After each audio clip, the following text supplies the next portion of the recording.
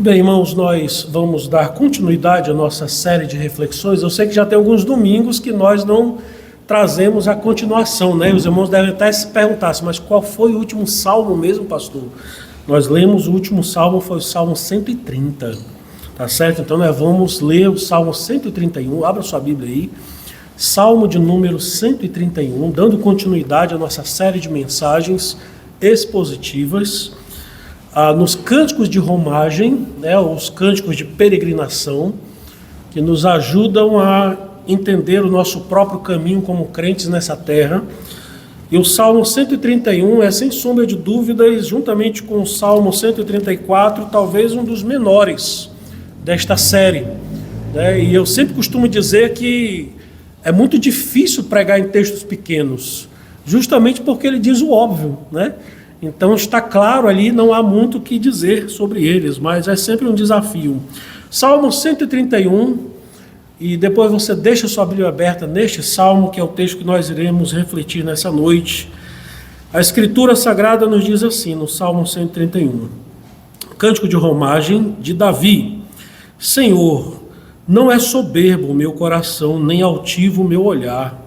Não ando à procura de grandes coisas, nem de coisas maravilhosas demais para mim. Pelo contrário, fiz calar e sossegar a minha alma, como a criança desmamada se aquieta nos braços de sua mãe. Como essa criança é a minha alma para comigo. Espero a Israel no Senhor, desde agora e para sempre. Vamos orar, irmãos. Senhor, mais uma vez nós estamos diante da Tua palavra e suplicamos a Tua graça para a compreensão da mesma. Vem de fato, ó Deus, falar ao nosso coração nessa noite, tratar com o nosso coração. Nosso Senhor Jesus diz que a Sua palavra é poderosa para nos limpar de toda imundícia do pecado. E assim nós cremos, porque Jesus disse isso. Por isso eu quero te pedir, ó Deus, segundo a Tua muita misericórdia, que a Tua glória resplandeça da Tua palavra, que a luz de fato da Tua palavra possa ser jorrada na escuridão, nas trevas do nosso coração. Desvenda, Senhor, os nossos olhos, para que nós contemplemos as maravilhas da Tua lei, que é a Tua palavra. Assim nós oramos em nome de Jesus. Amém. Queridos irmãos, no domingo passado, meu querido irmão presbítero Edir Pereira pregou a respeito, no livro de Daniel, sobre um homem perverso, maligno, cheio de poder em suas mãos, que foi Nabucodonosor. Nabucodonosor, de fato, foi um dos maiores imperadores da história da humanidade. Ele era, na verdade, o maior rei, o maior imperador do seu tempo. E, de fato, este homem, ele é um homem que aparece no texto que lemos no domingo passado, e foi refletido pelo nosso irmão, um homem que se gloria do seu poder, que se gloria de sua força, ou seja, que se mostra como alguém que confia em sua própria força, naquilo que ele construiu, naquilo que ele conhece do seu poder. E nós vimos ao mesmo tempo o quanto Deus o humilhou por causa disso, por causa da sua soberba, por causa da sua arrogância. Mas Nabucodonosor, meus irmãos, é uma figura perfeita do que é todo ser humano sem Deus. Nabucodonosor é uma figura perfeita do que é todo ser humano sem Deus, e não importa o poder que ele tenha, ou a falta de poder que ele tenha. Porque, na verdade, enquanto Nabucodonosor era de fato um rei de uma grande nação, do maior poder político e militar do seu tempo, ele tinha de fato do que se orgulhar, ele tinha de fato do que se vangloriar. Nós, porém, por muito menos do que isso, nós também somos tão prepotentes quanto aquele homem. A natureza do coração humano é exatamente isso. O homem sem Deus é exatamente isso. Ele é tão prepotente, é tão arrogante quanto Nabucodonosor. Sendo que Nabucodonosor é o chefe de um estado. Nós não somos chefe de coisa nenhuma, muitas das vezes. E nos orgulhamos de quê? Nos arrogamos de quê? Mas não é interessante, irmãos, que é assim que nós agimos? Nós sempre estamos do lado da verdade, todos os outros estão contra nós. Nós sempre falamos o que é correto, os outros falam mentiras. Somente as minhas opiniões devem ser ouvidas porque somente elas estão corretas. Somente eu sou um bom exemplo de um marido, de um filho perfeito. Olhem para mim, porque de fato eu tenho todo esse bom exemplo. Somente eu, ou seja, as minhas opiniões equivalem, as demais não precisam ser muito ouvidas. E quando as minhas opiniões não são levadas em conta, eu fico chateadinho. Está vendo como nós somos arrogantes? Nós sempre queremos que a nossa voz sobressaia sobre dos demais. Não é isso que somos. Nós sempre temos uma tentação inata, meus irmãos, de muitas das vezes chegarmos diante de um espelho, como eu costumo dizer, e cantarmos a nós mesmos. Grandioso és tu, grandioso és tu. A gente sempre tem essa tentação inata de nos gloriarmos, por isso nós temos um alto conceito acerca de nós mesmos e nós gostamos de falar de nossas próprias conquistas. O fato é, meus irmãos, que juntamente com esse espírito de arrogância que nós temos, nós ao mesmo tempo desejamos grandes coisas, sempre pensamos muito de nós. Eu sempre quero ter grandes conquistas, não com o propósito de servir alguém com as minhas conquistas, mas pelo contrário, para esfregar na cara de todo mundo, especialmente daqueles que duvidaram de mim. E aí eu quero um dia esfregar na cara de todo mundo tudo que eu conquistei e contar para todos as minhas conquistas e falar de todos da minha glória.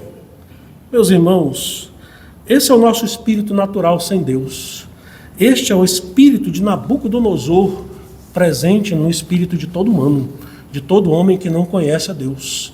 Todos nós somos Nabucodonosor nesse sentido, se o Espírito de Deus não agir em nós e não nos humilhar. É assim que nós somos.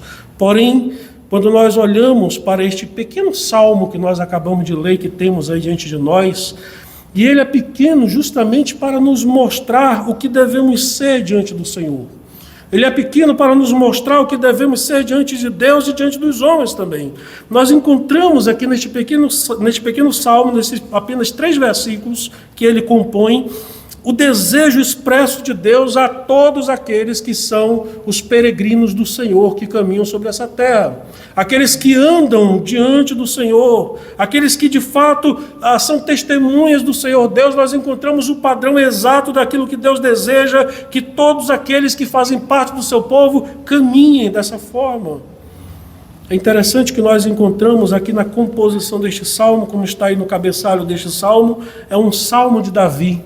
Nós encontramos aqui neste salmo um outro rei, e certamente um rei muito melhor do que Nabucodonosor, aquele que é considerado como o maior rei da história de Israel.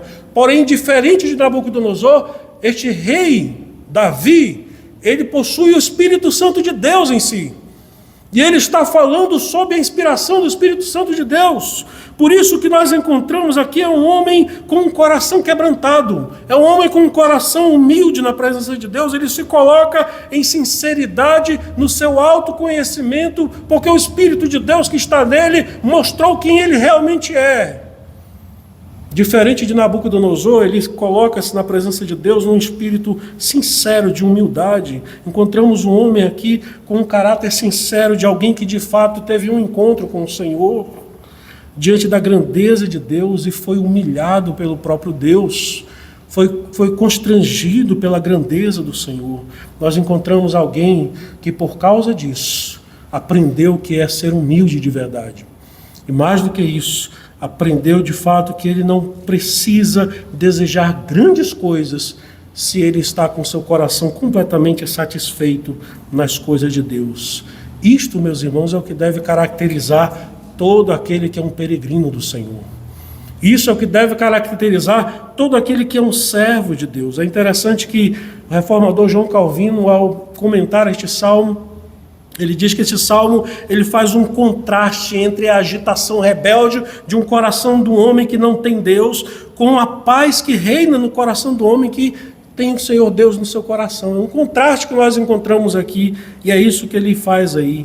Portanto, um salmo como esse nos ensina muito, algo que nos falta a todos nós naturalmente, o que é de fato ter um coração humilde na presença de Deus. Qual é o sentido e o que de fato caracteriza um coração humilde na presença do Senhor? E é sobre isso que eu quero falar com os irmãos nessa noite, com base neste Salmo 131. Eu quero ver com os irmãos 3 verdades que esse Salmo nos ensina a respeito disso. A primeira verdade que este Salmo nos ensina, meus irmãos, é exatamente o conhecimento que devemos ter diante de Deus de quem somos nós. Porque é exatamente isso que Davi se mostra, e Davi se apresenta em forma de oração diante do Senhor, conhecendo e reconhecendo quem Ele é. E isto leva a desejar nada mais além daquilo que Ele é capaz. Olha o que ele diz aí do verso número 1. Ele diz aí: Senhor, não é soberbo o meu coração, nem altivo o meu olhar, ele diz. Não ando à procura de grandes coisas, nem de coisas maravilhosas demais para mim. Quem está falando aqui, irmãos, é o rei de Israel. É o maior rei da história de Israel. E aqui nós temos, de fato, um exemplo do que é uma pessoa assim, em sinceridade e humildade na presença de Deus. E nós sabemos que isto é sincero, obviamente, por quê, meus irmãos? Porque Deus deixou este texto, esta oração, como uma forma de exemplo para nós. Portanto, Deus está reconhecendo a sinceridade do coração de Davi. Davi, nós sabemos, meus irmãos, ele foi o maior rei de Israel, como eu disse, e que teve em suas mãos a oportunidade de derrotar diversos dos seus inimigos. Aliás, não foram poucos os inimigos de Davi. Não foram poucos os inimigos de Davi que tanto vinham de fora como os estrangeiros filisteus, como também os de dentro, como seu próprio filho Absalão, que se levantou contra ele. Os inimigos vinham de todas as partes. Porém, não é interessante notar que, apesar de tantos inimigos, Davi ele usou de misericórdia com muitos deles. É o caso, por exemplo, de Saul, aquele rei ímpio, que foi o primeiro rei de Israel e que foi reprovado pelo Senhor. Nós conhecemos a história. Nós sabemos quantas vezes Saul, por inveja, por desejo amargurado, intentou contra a vida de Davi diversas vezes. Davi, por outro lado, teve a chance de matá-lo inúmeras vezes. E nós conhecemos a célebre frase de Davi: longe de mim colocar a mão sobre o ungido do Senhor.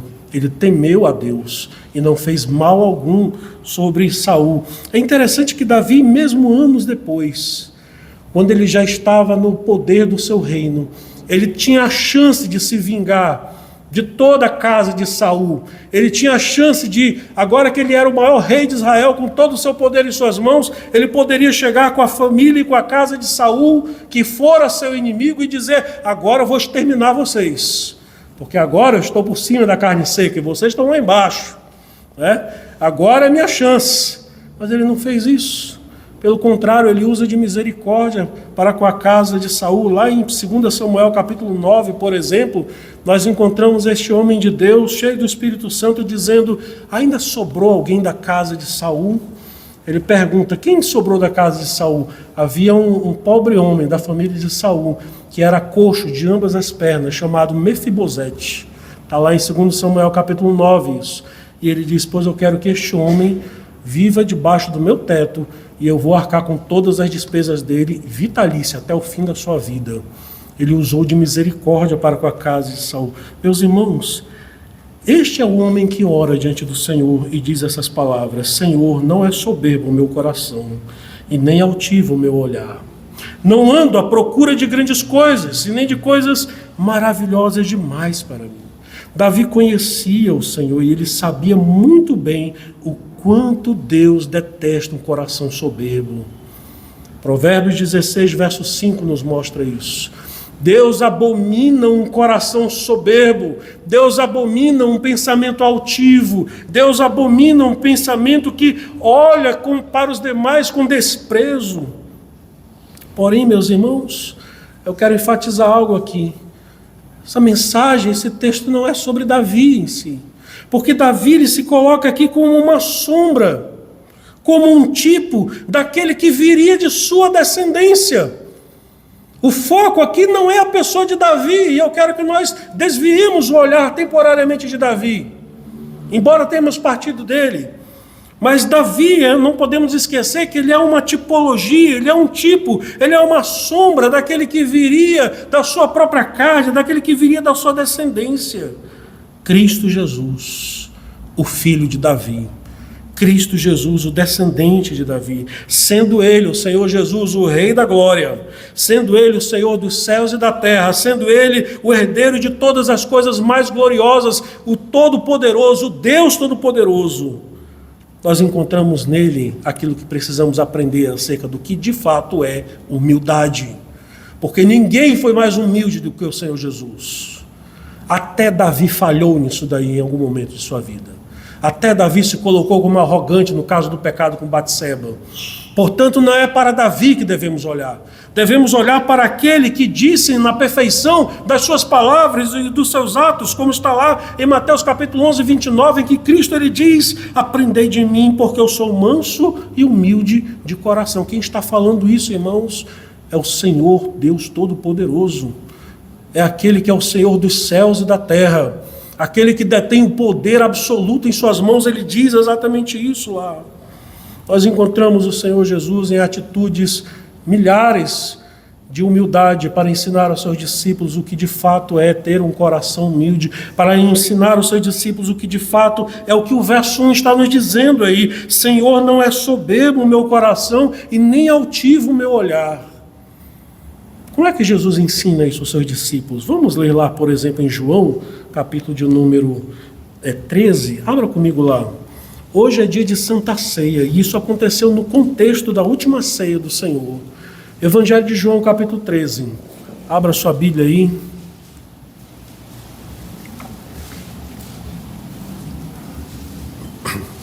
Do verso 1 ao 17. Nós conhecemos esse texto, mas eu quero chamar a atenção a alguns detalhes aí.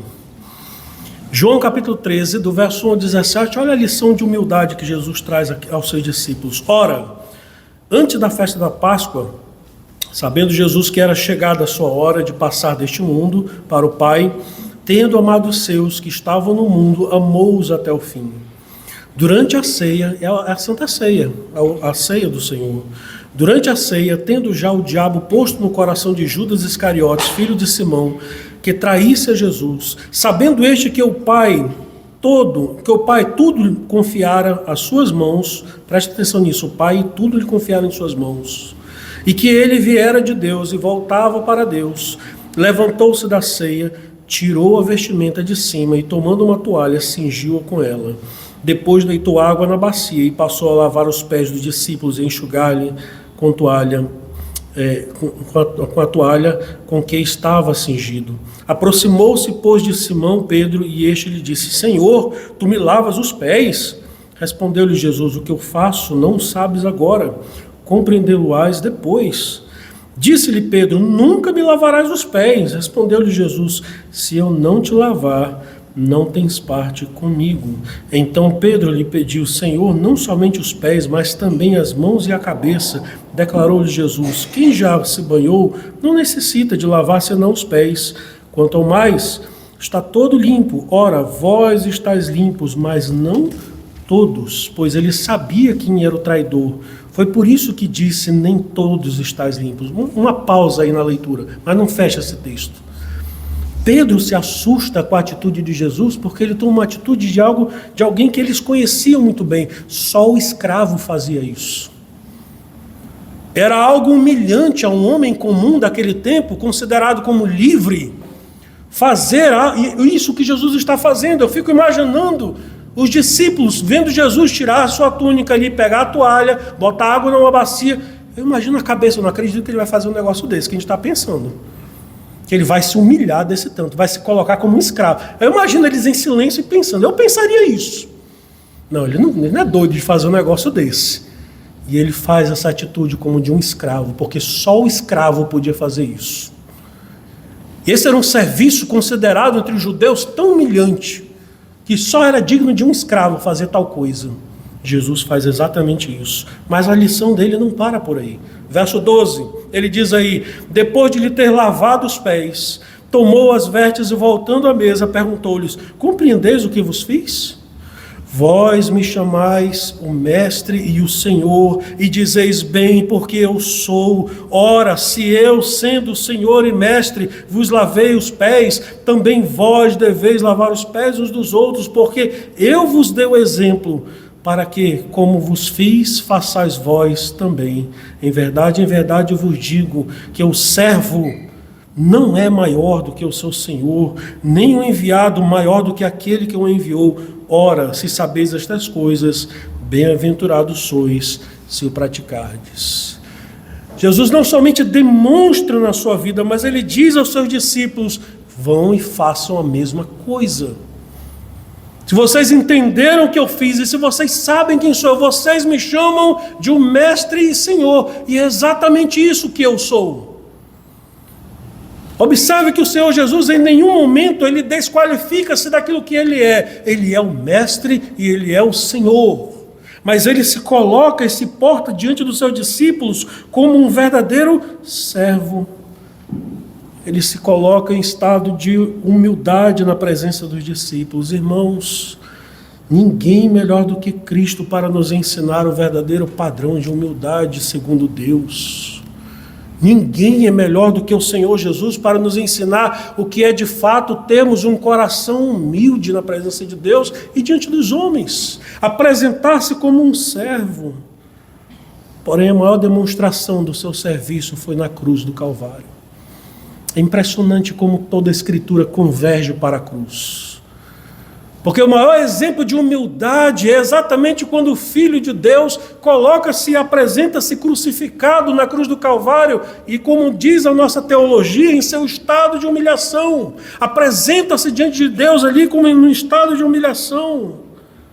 E o apóstolo Paulo mais tarde vai dizer em Filipenses capítulo 2, nós conhecemos esse texto, do verso 5 ao verso 8, ele vai dizer o seguinte: tende em vós o mesmo sentimento que houve também em Cristo Jesus, pois ele, subsistindo em forma de Deus, não julgou como usurpação ser igual a Deus, antes a si mesmo se esvaziou, assumindo a forma de servo, tornando-se em semelhança de homens, e reconhecido em figura humana, a si mesmo se humilhou, tornando-se obediente até a morte, e morte de cruz. Esse é o Filho de Deus, esse é o Filho de Davi. Esse é aquele que se coloca de maneira muito clara na presença de Deus e diz: Senhor, não é soberbo o meu coração e nem altivo o meu olhar. Eu não ando à procura de grandes coisas, nem de coisas maravilhosas demais para mim. Nós lembramos em outra passagem no Evangelho de João, em que Jesus ele diz que a vontade dele era cumprir em obediência à vontade do seu Pai. A comida e a bebida de Jesus era fazer a vontade do seu Pai. Meus irmãos, nada pode ser mais humilde do que isso, do que fazer em sinceridade o desejo do Senhor, de cumprir em sinceridade a vontade do Senhor. Meus irmãos, a verdadeira humildade, segundo Deus, preste bem atenção nisso, reconhece a sua pequenez. Reconhece a sua pequenez. Se coloca no seu verdadeiro lugar. Se coloca no seu verdadeiro lugar. Não se coloca em comparação com os demais. Nem o Senhor Jesus fez isso. Por que nós temos esse costume de fazer isso? A verdadeira humildade, meus irmãos, também não deseja grandes coisas para se gloriar. Eu não estou dizendo com isso que você não possa desejar alcançar talvez um emprego melhor, alguma condição financeira. Não, não é disso que eu estou falando. Não é desse tipo de coisa, mas é exatamente quantas vezes nós temos o desejo de talvez galgar grandes postos com o intuito de nos mostrarmos, de nos gloriarmos, de mostrar a nossa trajetória. Nós não temos do que nos gloriar de absolutamente coisa nenhuma. E o apóstolo Paulo, servo de Deus, escrevendo aos Gálatas, no capítulo 6, no verso 14, ele vai dizer: longe de mim de gloriar-me em qualquer outra coisa, senão na cruz de Cristo. A cruz de Cristo era o motivo de glória para Paulo. E o que Paulo queria dizer com isso? Eu não sou salvo pela minha justiça. Eu não sou salvo pelos meus méritos. Eu não sou salvo porque eu sou bom. Eu nem sou salvo porque eu fiz a vontade de Deus. Mas eu sou salvo porque Cristo me amou e provou o seu amor na cruz. Eu sou salvo por causa disso. Longe de mim gloriar-me de qualquer outra coisa, senão na cruz de Cristo. Portanto, a verdadeira humildade, segundo Deus, ela está satisfeita com o Senhor, ela encontra-se satisfeita no próprio Deus e descansa nele. Não é isso que Davi diz lá? Se você está em outro texto, volta lá para o Salmo 131. Ele descansa no Senhor. Ele está satisfeito na presença de Deus, quando ele diz aí na segunda parte do versículo: eu não ando à procura de grandes coisas, e nem de coisas maravilhosas demais para mim. Um coração humilde e que se encontra satisfeito na presença de Deus. Mais do que isso, em segundo lugar, e esse é o segundo ponto da nossa mensagem, nós encontramos um servo de Deus que tem um pleno contentamento com o Senhor. É um coração que está satisfeito e contente na presença de Deus. É isso que nós encontramos na vida desse servo de Deus, porque Davi agora no verso 2 do nosso texto, ele se coloca como alguém que está satisfeito no Senhor, e por causa disso, e dentro disso daí, ele usa a figura muito emblemática de uma criança, mais especificamente de um bebê que acabou de mamar e encontra-se satisfeito no colo da sua mãe, descansando no colo da sua mãe. Olha o verso 2, como diz aí a expressão do texto, diz assim: pelo contrário, eu fiz calar e sossegar a minha alma, como a criança desmamada se aquieta nos braços de sua mãe, como essa criança é a minha alma para comigo. É muito interessante a figura que Davi nos traz aí, porque as próprias expressões que ele traz no texto hebraico, quando a gente lê esse texto hebraico, ele torna-se ainda muito mais belo. A expressão na ideia do texto hebraico é a ideia de que fazer calar e sossegar. O texto hebraico traz uma ideia muito interessante, que é de baixar o nível, planificar, tornar plano. Esses são os termos no hebraico aí. Ou seja, Davi faz um contraste aí com a altivez do espírito humano natural, com aquele que baixa o seu nível em contraste com a soberba. E ele se coloca como uma criança que descansa satisfeita após mamar no colo de sua mãe. Se coloca como uma criança porque nenhuma figura, já desde a antiga aliança, desde o Antigo Testamento, exemplifica melhor do que uma humildade do que a criança. Lembra lá do texto de Mateus, que lemos, Mateus 18, do verso 1 ao 5? Jesus diz que quem não se humilhar como uma criança, não pode entrar no reino de Deus. Quem não se humilhar como uma criança, que não tiver o coração como de uma criança, que não tiver uma atitude como de uma criança, que não se colocar de maneira humilde como uma criança, não pode entrar no reino de Deus. Eu me lembro quando eu era criança, alguns mais velhos, eu não sei se eu quase não tenho mais visto isso hoje em dia. Mas a gente precisa resgatar isso no nosso meio. A lição aqui não é sobre como nós devemos tratar nossos filhos, mas eu me lembro aqui que quando eu era criança, e às vezes eu ouvia meus pais conversando, talvez às vezes com os meus tios, pessoas adultas conversando, e a gente chegava no meio ali, e o que a gente mais ouvia? Sai daqui, menino, isso aqui é conversa de adulto. E a gente, baixava as orelhas e saía ali, sem palavra alguma, porque não há o que dizer, simplesmente saia. Esse é o espírito de uma criança, que se coloca em posição de humildade. Por isso ele diz aí, eu fiz calar, não é isso que ele diz aí? Pelo contrário, eu fiz calar e sossegar a minha alma como uma criança. Eu fiz calar e sossegar a minha alma como uma criança.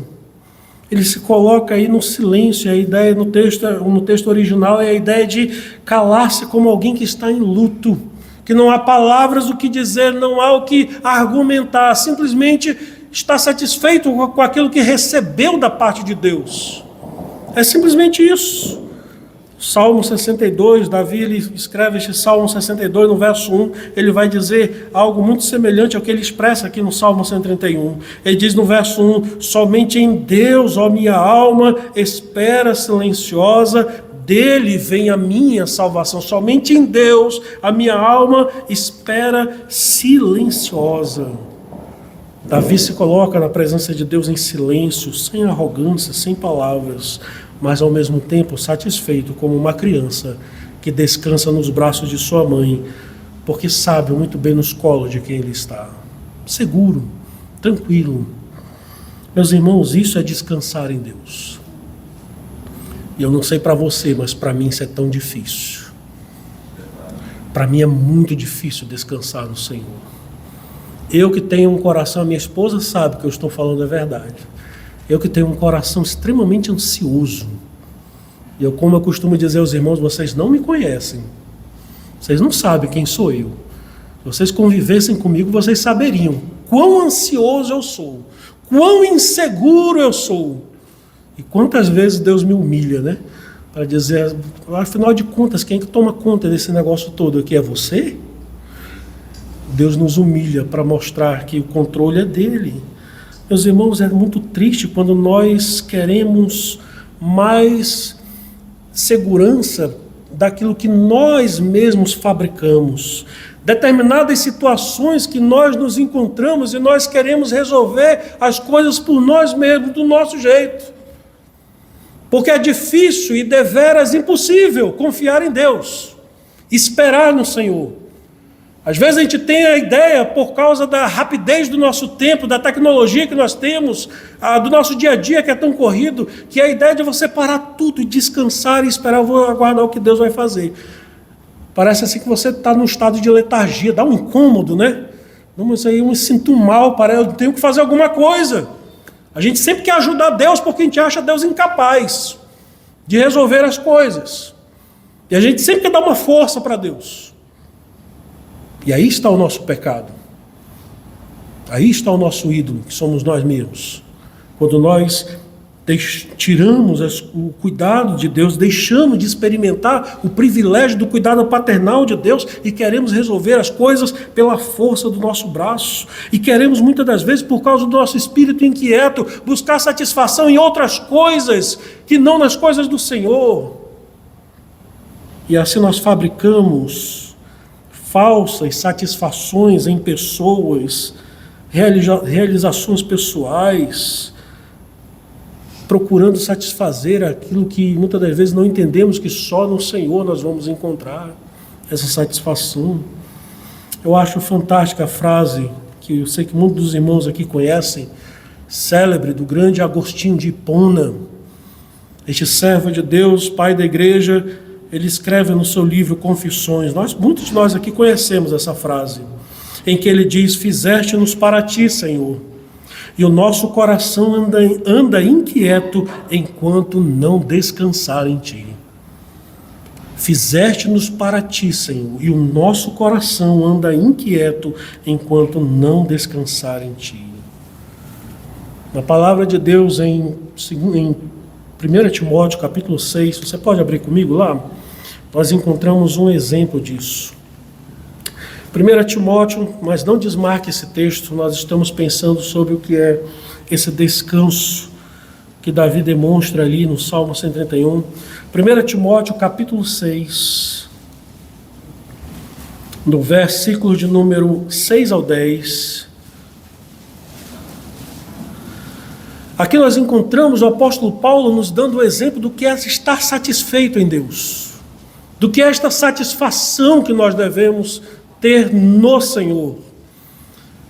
1 Timóteo, capítulo 6, capítulo de número 6, versos de 6 a 10, diz assim a palavra de Deus: de fato, grande fonte de lucro é a piedade com o contentamento. Com contentamento. Verso 7. Porque nada temos trazido para o mundo e nem coisa alguma podemos levar dele. Tendo sustento e com que nos vestir, estejamos contentes. Ora, os que querem ficar ricos caem em tentação e cilada e em muitas concupiscências insensatas e perniciosas, as quais afogam os homens na ruína e perdição, porque o amor ao dinheiro é a raiz de todos os males, e alguns nessa cobiça se desviaram da fé e a si mesmos se atormentam com muitas dores. O exemplo que a Escritura nos traz aqui é o exemplo de um coração que não descansa no Senhor e que nunca está satisfeito no Senhor. Repito, irmãos, isso aqui não é uma defesa, uma apologia à preguiça. Isto aqui não é uma defesa, uma apologia a você tendo a oportunidade de melhorar de vida e não correr atrás disso. Não. Não se trata disso.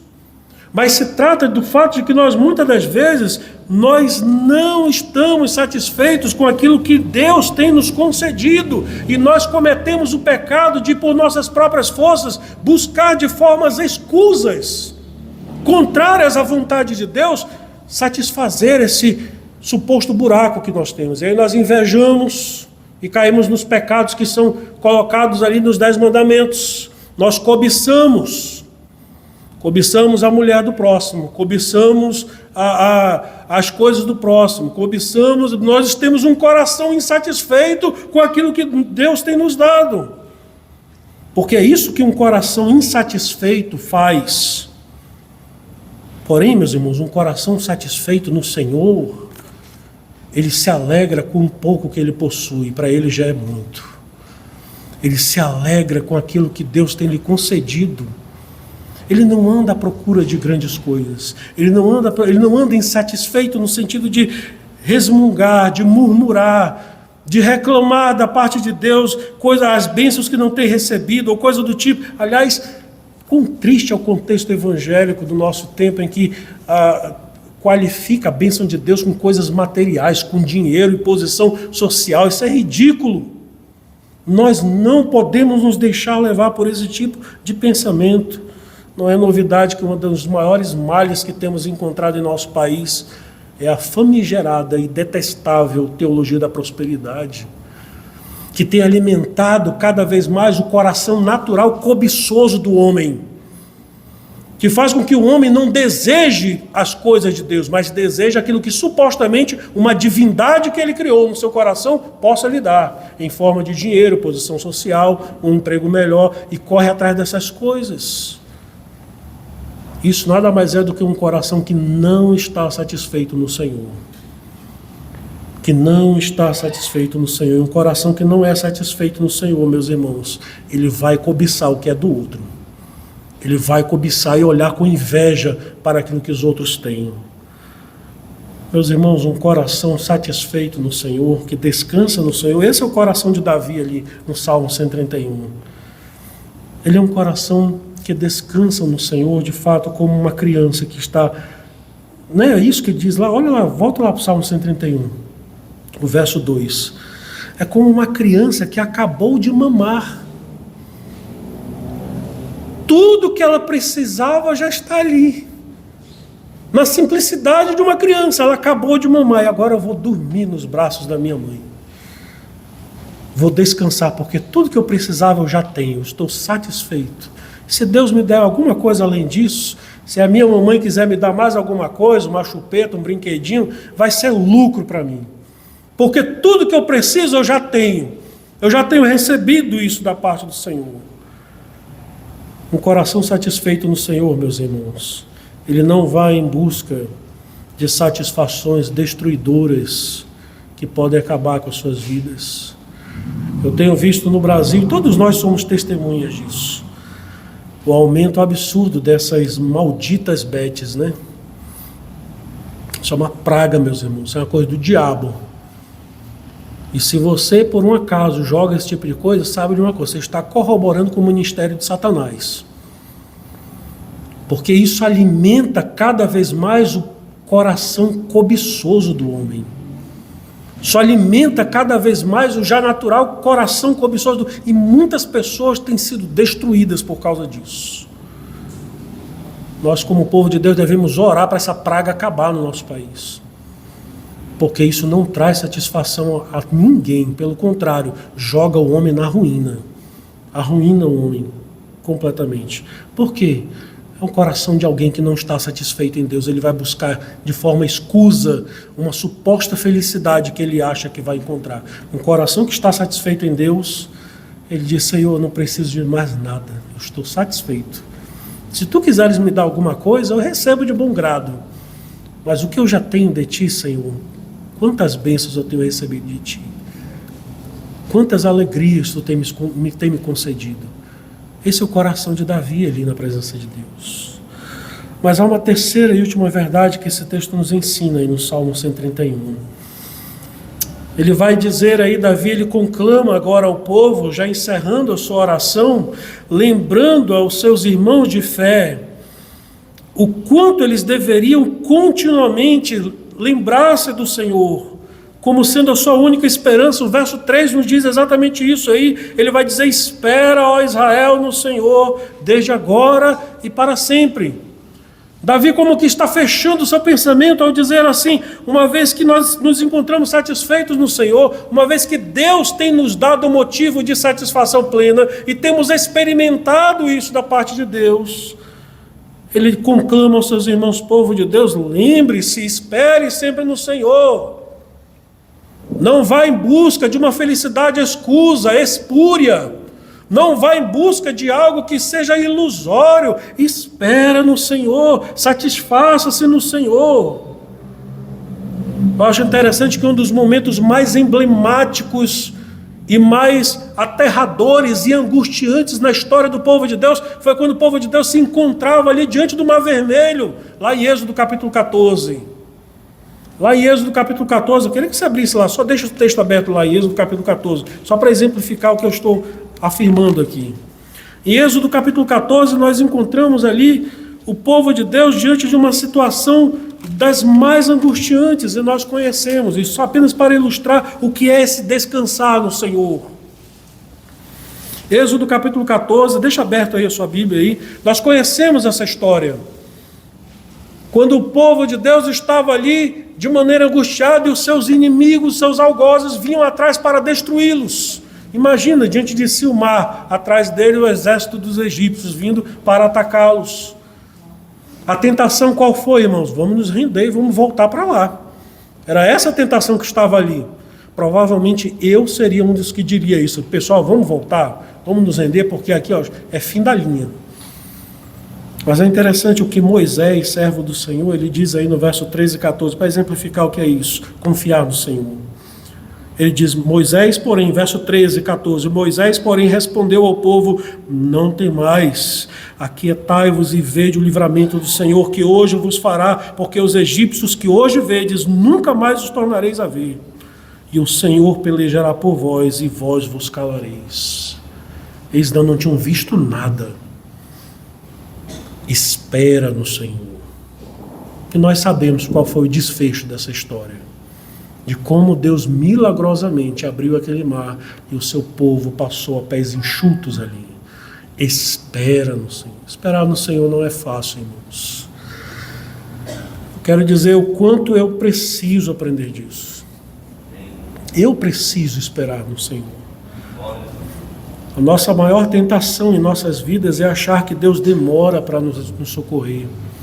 Nós achamos que Deus demora demais e assim nós buscamos resolver os nossos próprios problemas pela nossa própria força e perdemos a oportunidade de esperarmos no Senhor. Mas, meus irmãos, eu sou testemunho de quantas vezes Deus me surpreendeu quando de fato, mesmo esperando contra a esperança, como se diz de Abraão, esperando contra a esperança, Deus nos surpreende de uma maneira tão inesperada e Deus faz melhor do que aquilo que nós faríamos. Aprenda a esperar no Senhor. Por quê, meus irmãos? O que isso tudo tem a ver com o que nós já dissemos anteriormente, com aquilo que Davi falou anteriormente? Tem tudo a ver. Porque somente um coração humilde, que se desfaz de si mesmo, somente um coração que está satisfeito no Senhor, ele vai naturalmente esperar no Senhor. Porque ele já aprendeu isso do Senhor. Uma alma satisfeita no Senhor, meus irmãos, é aquela que descansa nele. E por descansar no Senhor, ele aprende o que é ser humilde. Pois o âmago de uma genuína humildade nada mais é do que o despojar-se de si mesmo. Nada mais é do que lançar fora suas próprias capacidades e forças e lançar-se completamente à dependência de Deus. Esse é o âmago do que é ser humilde, segundo Deus. É assim que Davi se coloca na presença de Deus. É assim que o Senhor Jesus se colocou, sendo Ele Deus, o Senhor dos céus e da terra. Quantas vezes nós encontramos o nosso mestre em oração na presença de Deus? Só ora quem depende de Deus, quem precisa do Senhor. Este ora, este busca o Senhor e aguarda no Senhor. Espera, Israel, no Senhor. Espera. Aguarde-nos, aprendamos, irmãos, a esperar no Senhor. Aprendamos, irmãos, porque essa é a maior lição de humildade que Deus nos coloca sobre nós, é aprendermos a esperar no Senhor. Então espera no Senhor e aguarde que quando nós oramos, quando nós colocamos na presença de Deus, você vai ver Deus se mover por graça, por misericórdia, não por merecimento seu, mas porque Ele é bom. E nós nos ficaremos maravilhados com aquilo que Deus fará em nosso meio. Amém? Então espere no Senhor e aprenda o que é ser humilde segundo Deus. Vamos orar, irmãos?